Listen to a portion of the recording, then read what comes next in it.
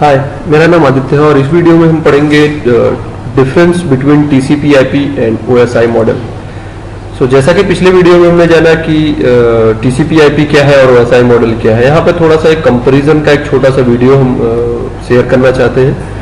OSI model और TCP/IP के बीच में क्या डिफरेंस है। बेसिकली अगर हम देखें तो OSI मॉडल जो डेवलप किया गया था वो ISO के द्वारा डेवलप किया गया था। वो एक अप्रोच करने के लिए एक ऐसा मॉडल था जो कि रियल में अगर हम देखें तो कहीं भी इन्वेंट नहीं किया गया, कहीं भी किसी डिवाइस में मेंशन नहीं है।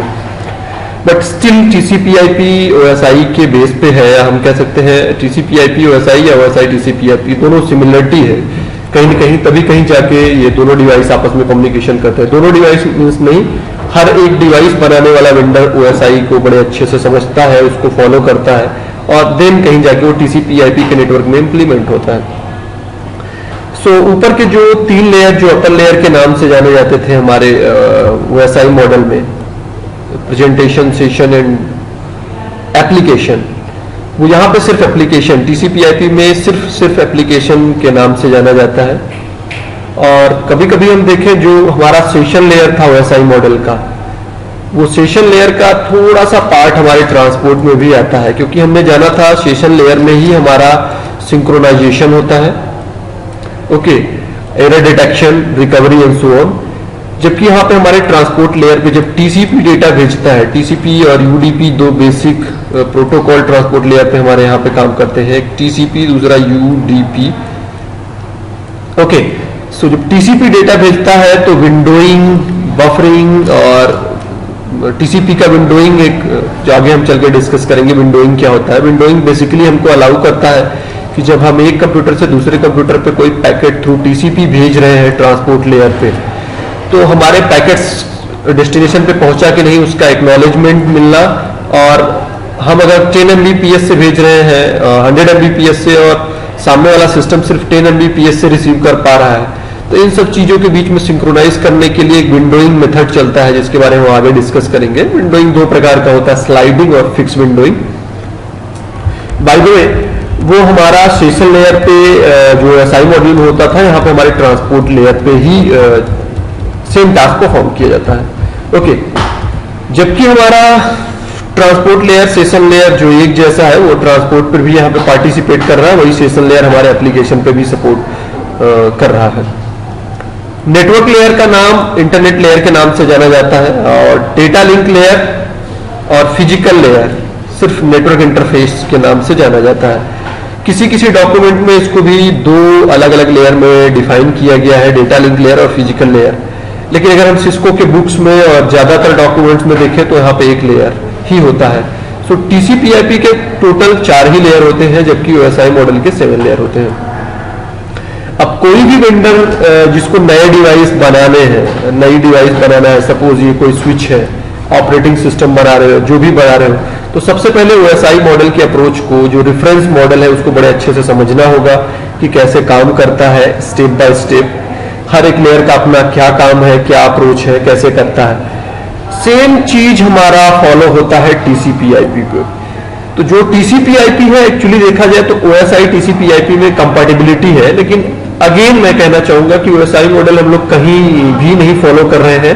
लेकिन OSI मॉडल का जो इन्वेंशन था, जो मल्टीपल वेंडर थे, उन वेंडर को हटाना, ओपन प्रोप्राइटरी हटा के ओपन स्टैंडर्ड होना।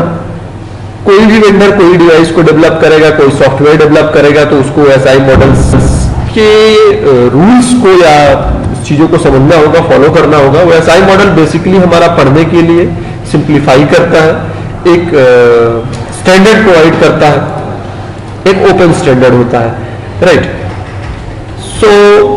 अगर आप अपने कंप्यूटर में जाओगे तो आपके कंप्यूटर में कहीं आपको नहीं मिलेगा कि आप OSI मॉडल यूज कर रहे हो। लेकिन अगर आप अपने कंप्यूटर में जाओ, जैसे कि मैं यहाँ पे जा रहा हूँ अपने नेटवर्क की प्रॉपर्टी में, तो आपको वहां पे मिलेगा TCP/IP वर्जन 4, TCP/IP वर्जन 6।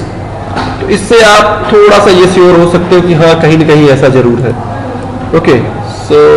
एक मिनट, ये देखिए, सपोज दैट मैं इस इंटरफेस पे हूँ, वाईफाई के प्रॉपर्टी पे जाता हूँ, ओके। प्रॉपर्टी में TCP/IP वर्जन 4, TCP/IP वर्जन 6, ये हमारा यहाँ पे डिस्कस किया है, आप देख सकते हो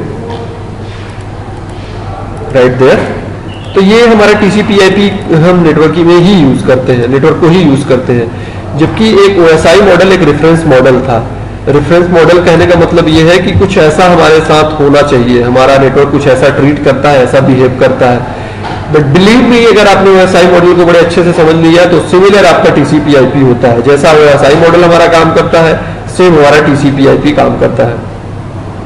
तो ढेर सारे हमारे पास वेंडर थे, हमारे पास एप्पल का वेंडर, हमारे पास IPX, XPX, डेकनेट और ब्ला ब्ला ब्ला, ढेरों नेटवर्क प्रोटोकॉल्स थे हमारे, नेटवर्क कम्युनिकेशन प्रोटोकॉल जैसे TCP/IP, OSI मॉडल। तो उन सब चीजों को, प्रोप्राइटरी को हटाने के लिए OSI मॉडल को डेवलप किया गया था। बट लेटर हम TCP/IP की बात करें तो TCP/IP day by day growth करता गया। बड़े बड़े यूनिवर्सिटी, बड़े बड़े कंपनी, बड़े बड़े ऑर्गेनाइजेशन इससे जुड़ते गए और पूरा नेटवर्क TCP/IP नेटवर्क के नाम से जाना जाने लगा। और यही TCP/IP नेटवर्क ही हमारा इंटरनेट कहलाता है, राइट। तो ये चीज हमारा डिफरेंट होता है TCP/IP और OSI मॉडल में। और देखा जाए तो यहाँ पे अलग अलग प्रोटोकॉल काम करते हैं, एप्लीकेशन लेयर पे, ट्रांसपोर्ट लेयर पे, इंटरनेट लेयर पे, नेटवर्क लेयर पे। जबकि हमारा यहाँ पे हम कुछ भी डिफाइन नहीं कर रहे हैं। TCP/IP का ही अप्रोच, जैसे हम DNS की बात करें वो भी TCP/IP के नेटवर्क में रन कर रहा है। DSCP की बात करें वो भी TCP/IP के नेटवर्क में रन कर रहा है। तो इससे ये प्रूव होता है कि कहीं न कहीं आप TCP/IP का नेटवर्क यूज करते हो, राइट। ये बेसिक TCP/IP के बारे में हमने इस वीडियो में जाना, और ढेर सारे कंपैरिजन तो हम कर नहीं सकते, यहाँ पे एक बेसिक आइडिया दिया कि क्या है। But still keep in mind we are using TCP/IP network. OSI model is a reference model, that is 7-layer approach, and TCP/IP is a 4-layer, that is application, transport, internet and network access or network interface. So I hope this is informative for you. Thanks for watching.